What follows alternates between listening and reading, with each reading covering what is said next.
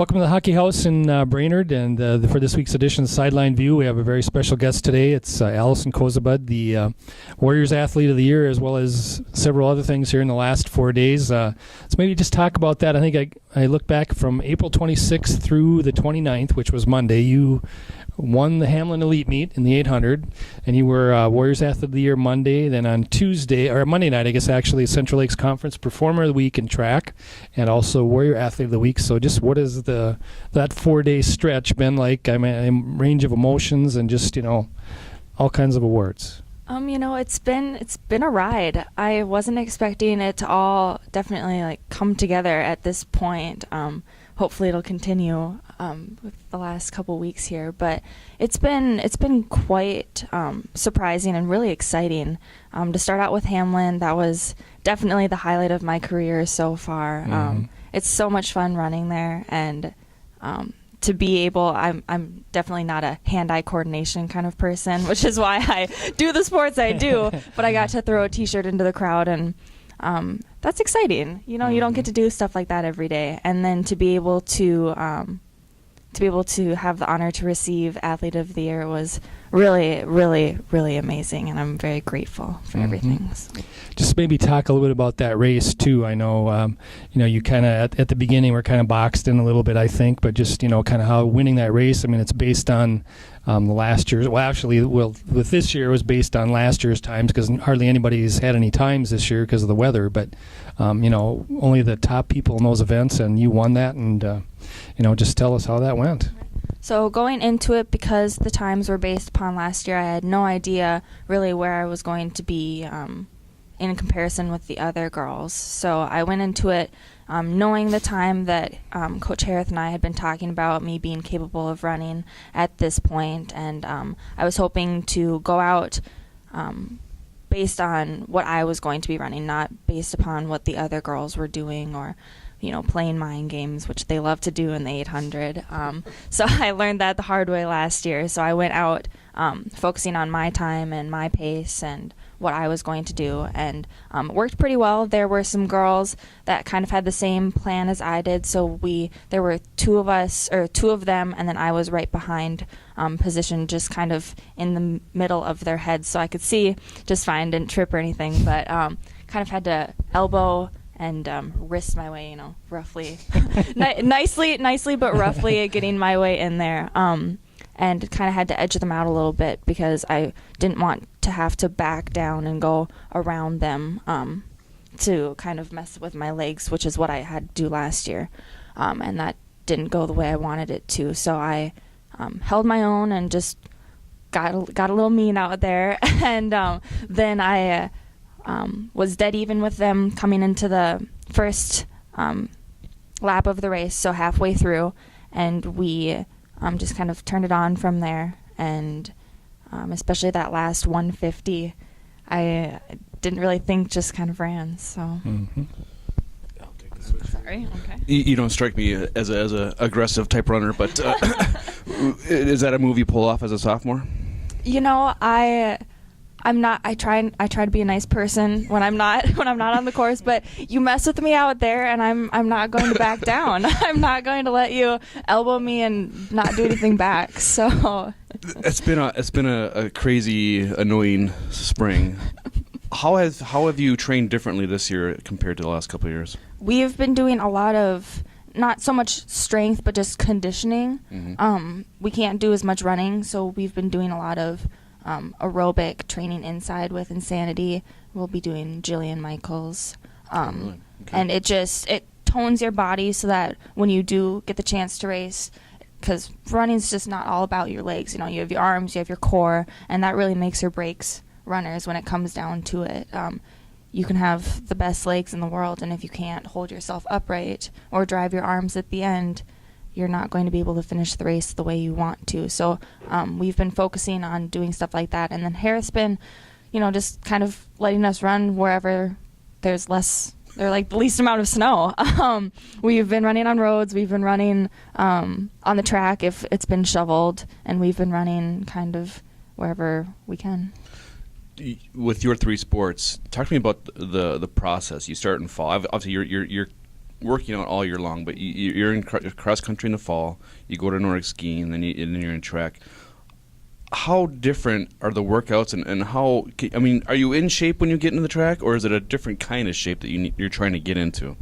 Skiing and running require completely different sets of muscles, and I'm definitely still aerobically in shape coming off of skiing and going into running, but my legs need some work, and I can definitely tell, transitioning from cross country to skiing, the different muscles, get sore right away that first day of practice, and then again transitioning from cross country skiing to track, and it's good because I need that break, and I need my legs to recover, and I need to be able to stay strong in all of my other muscles, but it's definitely a transition that you have to make. So now what everybody wants to know is, did you know you were going to win Monday night? I didn't. I didn't. I was hopeful to do well. Hamlin's a huge meet, and I love racing at the Hamlin track. The energy is just crazy there. But I was hoping to be top 3. It was hard to know going into it because all of the times were based on last year's times. I meant at the banquet. Oh. No, I had no idea there either. Really? But I guess it goes both ways. Sure, yeah. No, there are a lot of girls that are multi-sport athletes and excel in them, and I don't ever get to see them compete really. I'm definitely not a basketball or volleyball kind of person, so I don't know what they do out there. I try to go and support them, but I have to bring some friends and like, what does that mean? What they just did there? And they're probably kind of embarrassed. Like, Allie, you probably shouldn't even be showing your face here. I'm like, I'll stick to my courses. But no, it was a surprise. I was very very honored and very grateful that I was able to receive that, but it could have gone to many people. So it's not something you guys talk about a lot. It's like, oh, I think he's going to win it, or oh, she's a lock, or oh, yeah, he's definitely got it. There's always speculation because people love to do that, gossip. But but Twitter, I don't have Twitter, so I didn't see it. But I just got into Facebook recently. Okay. I'm not hooked, but I have been watching. But no, I think people try to tone it down. I'm sure there was some talk, but I didn't really talk about it. Didn't hear much. You're speaking about how you want to stick to your courses. I mean, you're in 3 sports that aren't spectator sports, and we kind of talked about this before we started. Did you go to the state basketball tournament, and what did you think of the crowd and just the community support? And do you wish that maybe you kind of had that in your sports? I did. I went to the basketball. It was so much fun, and that was my. Don't judge me here, but that was my, I think, 3rd basketball game of the year. Okay. But I made an appearance.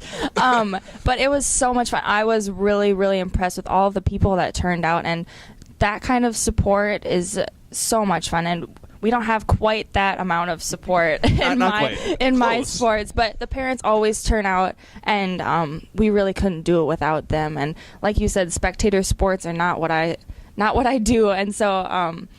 To have that kind of support, the kind of support that we do is impressive in its own, because you can't get all parents or all fans out there in Nordic skiing especially to just stand there while we race for 20 odd minutes in the cold, bundled up as much as they can, trying to bustle from one place to another to see us if they can. So one thing I wanted to ask you would be, like, how do you matriculate to distance? Do you become a cross-country runner? I mean, did you kind of know when you tried those things early that you weren't a sprinter kind of person, but, you just, everything you were doing is the distance, the cross-country, the Nordic, the track, and how do you just, become Yeah, actually, that's a funny story, and I've talked to Coach Scogan about it before, but she was really the one that started me on it all. So in middle school, I had done cross-country and soccer and had no, strong feelings towards them. Did skiing pretty much because we could carpool with someone, try it, and I loved that, so I stuck with that. And then I did track. And track, it had never really been something that lured me one way or the other. I did it to hang out with friends, which I think most people do in middle school. Mm-hmm. Why not, for fun. And so I wasn't going to do it. I was going to focus on my studies. Now that I was getting into high school, big South campus.